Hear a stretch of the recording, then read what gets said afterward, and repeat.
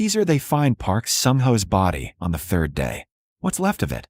The detective standing in Amara's hospital room won't meet her eyes when he asks if she knows where her husband was for 48 hours. She looks down at the cast on her arm, the one with the hairline fracture, the bruises already yellowing around the edges, and says nothing. Min-jun warned her once. I'm only civilized because you asked me to be. She should have listened.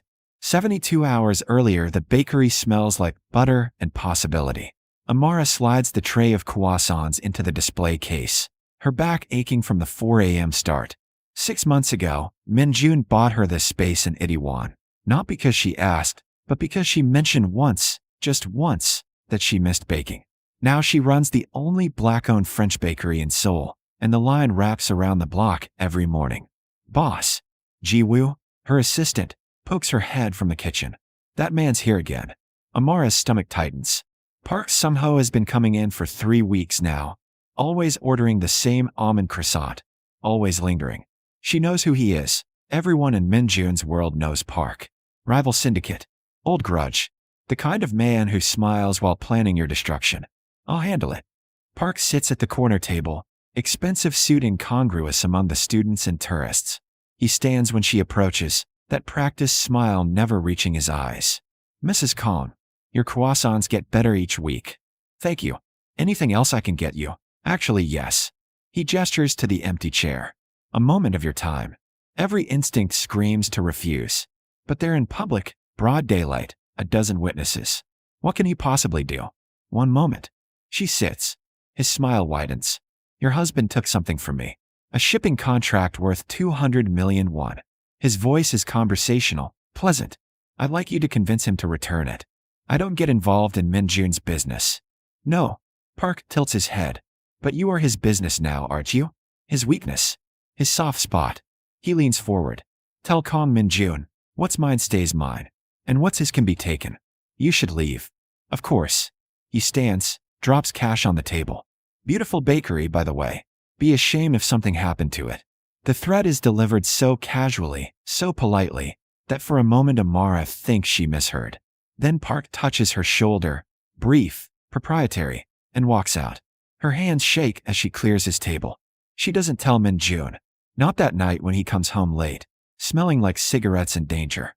Not the next morning when he kisses her forehead and asks about her day. Park is playing games, trying to get a reaction. She won't give him the satisfaction. The second visit comes 3 days later. This time Park brings 2 men. They sit at the counter, occupying space, making other customers uncomfortable. Park orders nothing, just watches Amara work with that reptilian patience. Min-jun still hasn't called, he says pleasantly. Did you give him my message? I don't carry messages. If you have business with my husband, contact him directly. But that's not nearly as fun. Park's smile turns sharp. You have to understand, Mrs. Kong, your husband embarrassed me. Stole my contract in front of my own men. That requires a response. Proportional, you understand. Ji-woo drops a tray. The crash makes everyone jump. Get out, Amara says quietly. You're not welcome here. I paid for service, and I'm refusing you. Leave. For just a second, the mask slips. Park's eyes go flat and cold, and Amara sees the predator beneath the polish. Then he smiles again, gestures to his men, and they file out. Stubborn, he calls over his shoulder. I respect that. Reminds me why Kong chose you. That night, she tells Min-jun. He goes very, very still. They're in the penthouse kitchen, dinner half prepared, and the temperature seems to drop 20 degrees. He touched you. Min-jun's voice is carefully neutral. Dangerously neutral. Just my shoulder. It was nothing. Where? Min-jun, where did he touch you? She shows him. His fingers trace the same spot, featherlight, like he's memorizing evidence. I'll handle it, he says finally. You don't go to the bakery tomorrow, or until I say. I'm not hiding because some asshole tried to intimidate me. Amara. He cups her face. Park doesn't make empty threats. If he's approaching you directly, he's escalating. Let me contain this. By doing what? His jaw tightens. What I do best. She wants to argue, but the look in his eyes stops her. That cold calculation she's seen before, the crime boss beneath the husband. So she nods, lets him hold her, pretends she feels safe. The attack comes anyway. She's closing the bakery alone, Ji-woo left early, sick, when Park walks in at 9 p.m. No pretense now. Two men lock the door behind him. Your husband's made his choice, Park says conversationally. Kept the contract. So now I make mine. Amara reaches for her phone. One of the men grabs her wrist, twisting hard. She hears the snap before she feels it. A crack like breaking kindling. Then white-hot, pain shooting up her arm. She doesn't scream. Won't give them that. Tell Kong this is just the beginning, Park says. Unless he wants to negotiate. They leave her on the floor, cradling her broken arm, surrounded by shattered pastries and her own gasping breaths. She manages to call Min-jun Amara. His voice is instant, alert. Bakery. He broke the world tilts. I'm coming. Stay on the phone. Baby, stay with me. His voice follows her down into darkness. Amara wakes in a private hospital room to Min-jun's brother sitting vigil. Hey. Taeyeon's smile is gentle, worried. You gave us a scare. Min-jun. Left about 30 seconds after the doctor set your cast. Taeyeon's expression is carefully blank. Said he had business. Told me to stay with you. Her arm throbs, heavy in its cast. The doctor said hairline fracture of the radius, severe bruising, minor concussion from hitting her head when she fell. Could have been worse, he said, like that was supposed to be comforting. What business? She asks, though she already knows. The kind where I don't ask questions. Taeyeon stands, pours her water. He saw your cast, and just went somewhere else. I've known my brother my whole life, and I've never seen that look. What look? Like he was deciding how many pieces to leave Park in. Amara's stomach turns. He's going to kill him. Probably. Taeyeon says it matter-of-factly. Park broke the only rule that matters. He hurt you. There's no coming back from that. I have to stop him. You can't. His voice is firm. And honestly, don't. Park knew exactly what he was doing. He made his choice. She thinks about Park's cold eyes, his casual cruelty. The way he snapped her arm like it was nothing, just a message to deliver. Part of her, the part raised in Atlanta, the part that learned early that sometimes you have to be hard to survive, doesn't want Min-jun to stop. The other part, the one who fell in love with the soft way he says her name in the morning, is terrified of what he's becoming for her. How long has he been gone? She asks. Taeyeon checks his watch. 16 hours. The detective comes at hour 32. Detective Han is polite, professional, careful with his questions. He wants to know about the attack, about Park, about her relationship with her husband's business dealings. I run a bakery, Amara says. I don't know anything about shipping contracts or syndicate politics. But you know Park somehow approached you multiple times. Threatened you. He came to my bakery. I asked him to leave. And then he assaulted you. Han's eyes are shrewd. Where is your husband, Mrs. Kong? Business trip. Very sudden business trip. Right after his wife was hospitalized. Taeyeon steps forward. Detective, my sister-in-law has been through trauma. Unless you're charging her with something, I think she needs rest. Han holds up his hands. Of course. Just one more question. He looks directly at Amara. If I told you Park Sung-ho has been missing for 30 hours, would you have any information about that? Her heart hammers. No. Interesting. Because his men say the last time anyone saw him, he was bragging about teaching Kong Min-jun a lesson. Han closes his notebook. If you hear from your husband, tell him I'd like a conversation. After he leaves, Amara tries Min-jun's phone. Straight to voicemail. She calls his office. His assistant says he's unavailable. Unreachable. Hour 41, a package arrives. Taeyeon opens it carefully, then quickly closes it. His face has gone pale. What? Amara demands. You don't want to see? She grabs the box. Inside is a single item, an expensive watch. The crystal is cracked, the band stained dark. She recognizes it. She saw it on Park's wrist 3 days ago. There's a note in Min-jun's handwriting. Soon. Oh God, she whispers. He wants you to know, Taeyeon says quietly, that it's done, that you're protected. By becoming a murderer? Amara. Taeyeon's voice is serious. My brother has always been what he is. You didn't make him this. But you are the reason he's very, very careful about who he allows to exist in your world. She thinks about Park's smile. The casual way he broke her arm. The promise that it was just the beginning. What happens now? She asks. We wait. Min-jun comes home at hour 48. Amara's back at the penthouse. Discharged herself against medical advice. Couldn't stand another moment of waiting. She's standing in the living room when she hears his key in the lock. He looks wrecked. His suit is gone, replaced by dark clothes she's never seen.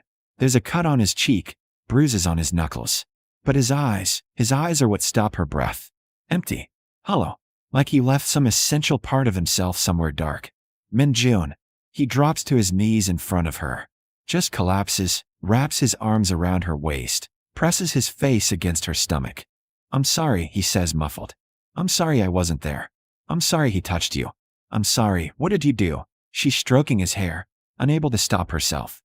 What I had to. Where's Park? Silence. Min-jun, he's gone.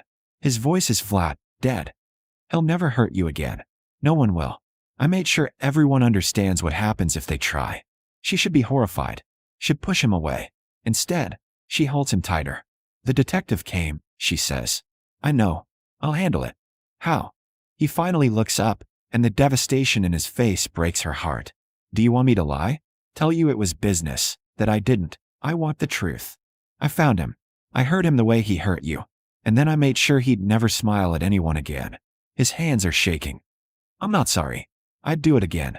But I'm terrified you'll look at me differently now. Amara slides down until she's on the floor with him, their foreheads touching. I'm not afraid of you, she whispers. You should be. I'm afraid for you. Of what this cost you. Of what you had to become. I've always been this. His voice breaks. You just hadn't seen it. No. She makes him meet her eyes. You're the man who buys me mangoes. Who learned to braid my hair. Who cried at our wedding.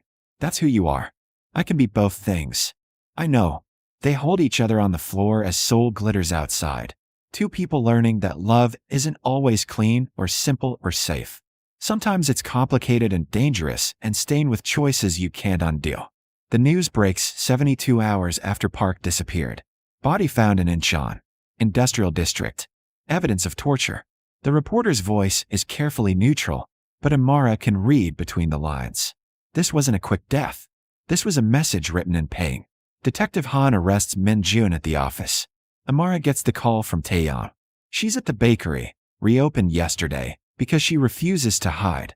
When he says, they're taking him in for questioning. It's just theater. They have no evidence. What do you mean, no evidence? My brother's been doing this for 15 years. He doesn't make mistakes. But watching Min-jun on the news, handcuffed, face expressionless as cameras flash, Amara feels her carefully maintained composure crack. This is her fault. Park came after her to hurt Min-jun, and now, her phone rings. Unknown number. Mrs. Calm. A woman's voice, cultured, cold. This is Park Mi-sun. Somehow sister. I wanted to call before you heard it elsewhere. Your husband will pay for what he did. I don't know what you're talking about. Please. We both know exactly what happened. Mi-sun's voice is acid. My brother made a mistake approaching you. But Min-jun's mistake was thinking he could murder a Park without consequences. Your brother broke my arm. Threatened to destroy my business. What did you expect? I expected Min-jun to be smarter. Instead, he started a war. The line goes dead. Amara's hands shake as she calls Taeyeon back. Park's sister just threatened me. Silence. Then, stay at the bakery. I'm sending men. No. I'm coming to you. I'm not hiding anymore. The police station is chaos. Reporters everywhere, cameras, shouted questions. Amara pushes through, her cast prominent, her face set. A reporter shoves a microphone at her. Mrs. Calm, do you believe your husband killed Park somehow? She stops, looks directly at the camera. I believe my husband protects what's his. Park somehow assaulted me, broke my arm, and threatened my life. Whatever happened to him? She pauses, chooses her words carefully. I sleep better knowing he can't hurt anyone else. The crowd erupts. Taeyeon appears, pulls her inside. That was either brilliant or suicidal, he mutters. Maybe both. Detective Han is interviewing Min-jun in a closed room. Through the window, Amara can see him, utterly composed, answering questions with that maddening calm. He spots her, and something flickers in his expression. Relief. Love. Fear. She presses her casted hand against the glass. He mirrors the gesture from his side. I'm here, she mouths. I'm not going anywhere. They release him 6 hours later. No evidence linking him to Park's death. Airtight alibi. Multiple witnesses placing him at business meetings across the city. The detective knows it's fabricated, but can't prove it. This isn't over. Han warns as Min-jun signs release papers. Park's family won't let this go. Then they'll learn the same lesson, Min-jun says quietly. Stay away from what's mine. In the car, they don't speak. Min-jun's driver takes them to a safe house instead of the penthouse, Taeyeon's suggestion, just for a few days. The place is minimalist, sterile, nothing like home. The moment they're alone, Min-jun falls apart. Not dramatically, not loudly. He just sits on the edge of the bed and puts his head in his hands, shoulders shaking with silent sobs. Amara sits beside him, her good arm around him. Talk to me. I saw your arm in that cast, and his voice breaks. I stopped being human. I became something else. And the worst part? I'm not sorry. I'd do it again. I know. How can you still look at me? I'm a monster. You're a man who loves me. She takes his face in her hands. Yes, you did something terrible. Yes, it was violent and brutal. But Park made a choice when he hurt me. You're not the villain in this story. I tortured him, Amara. For hours. Made him beg. Made him understand exactly what he took from me when he touched you. The words should horrify her. Instead, she feels a dark, shameful satisfaction. Good, she whispers. Min-jun's eyes widen. What? I said good. She's shaking now, months of fear and anger spilling out. He broke my arm like it was nothing. Smiled while he did it. Promised it was just the beginning. So yes, I'm glad he's gone. I'm glad he suffered. Does that make me a monster too? No. It makes you human. They hold each other as the weight of it settles. The violence, the choice, the knowledge that they crossed a line together and can't go back. The war with the Park family lasts 3 weeks. Minor skirmishes. Destroyed shipments. Burned warehouses. Taeyong handles most of it, keeping Amara and Min-jun sequestered. But it's not sustainable. Eventually, the other syndicates call a meeting. Neutral ground. Mediators from Tokyo and Hong Kong. Every major family in Seoul represented. Amara insists on attending. Absolutely not, Min-jun says. They need to see me. See what Park did. Understand why you responded. She touches her cast. I'm your justification. Let me be present. He hates it. But he agrees. The meeting is tense, formal. Park's sister Mi-sun glares across the table with undisguised hatred. The mediators lay out terms: restitution, territory concessions, public apology. Then Amara stands. May I speak? The room goes silent. It's unprecedented. A spouse at these meetings, let alone a foreign woman. Park Sung-ho didn't start this as business, she says, her voice steady. He started it as cruelty. He targeted me specifically to hurt my husband. He broke my arm in my own bakery as a message. She holds up her cast. This was his declaration of war. My husband simply answered it. Mi-sun shoots to her feet. Your husband murdered my brother. Your brother assaulted me. Threatened my life. What should the response have been? Flowers and negotiation. Amara's voice hardens. You want war? Fine. But understand, I will stand beside my husband through all of it. Every burned warehouse. Every lost shipment. Every consequence. Because that's what family does. The Hong Kong mediator clears his throat. Mrs. Kong makes a point. The initial aggression was Park Sung-ho's. He's dead. Mi-sun snarls. Yes, Amara says softly. And I sleep easier for it. Restitution? Territory? Take it. But the war ends here. Because if it continues, if anyone comes after me or mine again. She looks directly at Mi-sun. You'll learn that my husband showed restraint with your brother. It's a bluff. Completely. But something in her voice, in her unwavering stare, sells it. The mediators confer. Terms are revised. The Park family gets financial restitution but agrees to a ceasefire. Mi-sun signs with shaking hands, shooting Amara a look of pure venom. As they leave, Taeyong whispers, that was absolutely terrifying. I'm impressed. In the car, Min-jun takes her hand. You didn't have to do that. Yes, I did. They needed to see I'm not your weakness. I'm your partner. My equal, he corrects. Getting there. The cast comes off 6 weeks later. Amara's arm is weak, the skin pale, but healing. She does physical therapy, slowly rebuilding strength. The bakery reopens fully. Life finds a new normal. But she's different now. Harder. More aware. She sees the protection detail Min-jun always has on her. Notices the way people in his world treat her with careful respect. Understands that she's become part of the power structure, whether she wanted to or not. 3 months after the war ends, She finds Min-jun on the penthouse balcony at 2 a.m. Can't sleep? She asks. Nightmares. About what I did. What I'm capable of. She sits beside him. Do you regret it? Long silence. I regret that you know this side of me. I regret that I proved every fear you might have had about who I really am. But the act itself. He looks at her, and his eyes are clear. No, he hurt you. That was unforgivable. I forgive you anyway. For what? For being human. For loving me so much it made you violent. For carrying that weight so I don't have to. She takes his scarred hand. I know who you are. All of you. The gentle man who brings me coffee. The crime boss who runs this city.